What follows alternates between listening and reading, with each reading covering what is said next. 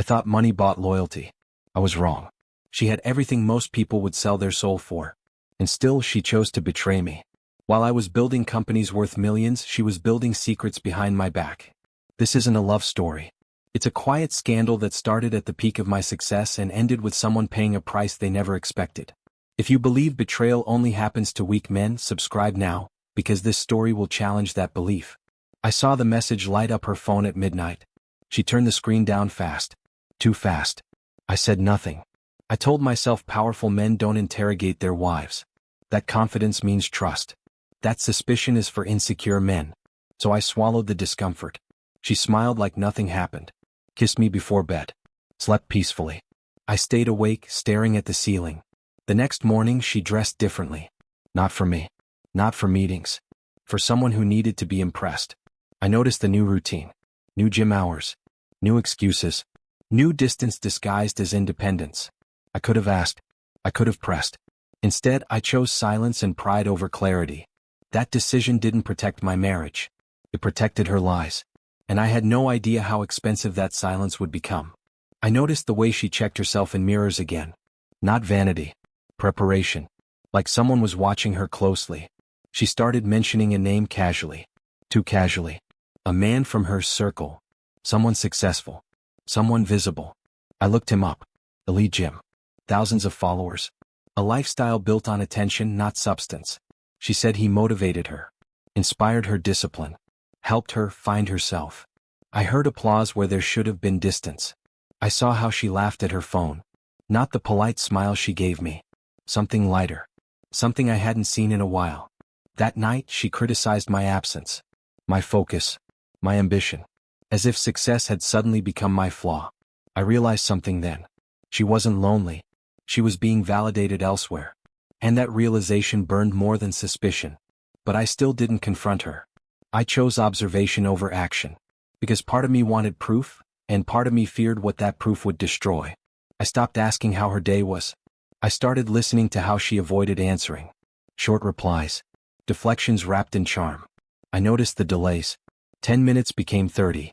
30 became traffic. Traffic became a habit. She guarded her phone like a vault. Face down on every table. Notifications muted. Privacy suddenly framed as empowerment. I checked locations I never cared about before. Gyms she never trained at. Cafes I'd never been to. Patterns forming without permission. She accused me of being distant. Cold. Married to my work. While she slowly exited the marriage in silence. I realized trust doesn't break loudly. It erodes. Quietly. Like wealth disappearing through small, ignored leaks. And somewhere between observation and obsession I felt it. The shift. I wasn't her partner anymore. I was her obstacle. That's when I understood something dangerous. If I confronted her too early, I'd lose control. If I stayed silent longer, I'd lose respect. And I hadn't decided which loss I could survive. It happened at a private event. Invite only. Champagne, cameras, curated smiles. She walked in before me. Confident. Radiant. Already scanned by eyes that didn't belong there. Then I saw him. Close. Too close. Comfortable in a space that wasn't his. He didn't introduce himself. He didn't need to. The way he looked at her said everything. Familiar. Possessive. Unafraid. She laughed at something he whispered. Not loud. Intimate. Like a shared memory I wasn't part of. I stood a few steps away. Invisible in my own marriage. Watching another man enjoy access I paid for. Status I built. When she noticed me, her expression shifted. Not guilt. Calculation. Damage control. He stepped back. Smiled at me. Confident. As if he knew I was already late. That moment changed everything. Suspicion became certainty. Silence became strategy. And love turned into observation with consequences. I replayed the timeline in my head. Late nights. Sudden trips. Excuses that aged badly. Nothing overlapped by accident. Everything fit too cleanly. Like a routine perfected over time. Like practice. I checked dates she once called self-care. They matched events he attended. Same places. Same hours. Different stories. She didn't look torn. She looked efficient. Managing emotions the way I managed assets. With cold precision. I realized she wasn't confused. She was convinced. Convinced she deserved more attention. More admiration. More thrill. What hurt most wasn't the betrayal. It was the discipline behind it. the effort, the planning. She came home calm, spoke about loyalty, about honesty, without a crack in her voice. That's when I understood. She wasn't risking our marriage. She had already written it off. I just hadn't received the notice yet. I didn't confront her. I didn't argue. I didn't beg. I went quiet in a different way. I smiled more. Listened less. Let her believe she was winning something. That illusion made her careless. I separated emotion from strategy, the way I did in business. No panic. No impulsive moves.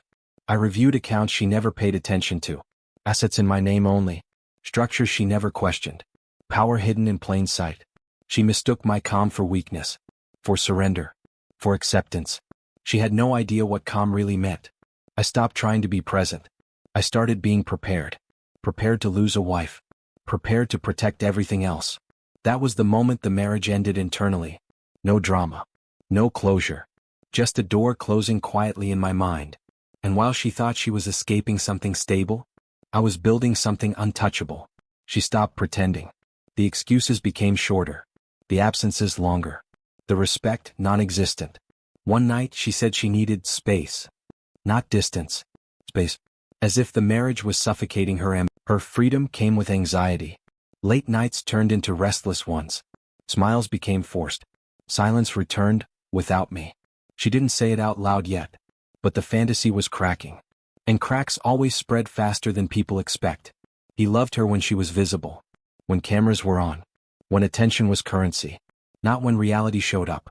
He admired what she represented. Access. Status. A story he could display. The moment she needed reassurance he changed. Disappeared. Delayed. Redirected his focus elsewhere. She noticed how problems annoyed him. How responsibility bored him. How loyalty felt optional in his world. The charm faded quickly. What remained was ego. Demand. Expectation without contribution. She compared silently. Stability versus excitement. Consistency versus chaos. Too late. She understood something painful. She hadn't upgraded. She had downgraded into uncertainty. And uncertainty doesn't negotiate. That's when regret started forming. Not loudly. Not dramatically. But sharp enough to wake her at night. She sent a message she rewrote 5 times. Casual. Careful. As if nothing had really ended. No reply. Minutes passed. Then hours. The silence felt intentional. She tried again the next day. A different tone. Softer. Almost nostalgic.